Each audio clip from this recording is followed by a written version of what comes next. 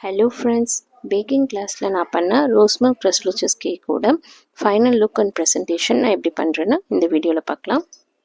அதுக்கு நான் இந்த மாதிரி ஒரு ரெக்டாங்கிள் பாக்ஸ் எடுத்துக்கிறேன். அதில் ஒரு 2 டேபிள் ஸ்பூன் ரோப்ஸா மில்க் சேர்த்துக்கலாம்.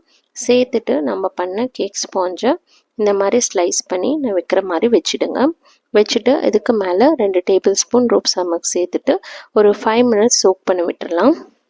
5 மினிட்ஸ்க்கு அப்புறம் நான் இந்த மாதிரி ஒரு பைப்பிங் பேக்கில் விப்பிங் க்ரீம் போட்டு சின்ன சின்ன ஃப்ளார்ஸை ஃப்ராஸ்டிங் பண்ணி எடுத்ததுக்கப்புறம் மேலே கார்னிஷிங்காக கொஞ்சம் க்ரஷ்டு பிஸ்தாவும் ரோஸ் பெட்டல்ஸும் சேர்த்து ஃபினிஷ் பண்ணிட்டீங்கன்னா அவ்வளோதான். இந்த ரோஸ் மில்க் ட்ரெஸ்லெச்சஸ் கேக்கோட ஃபைனல் லுக் இது தான்.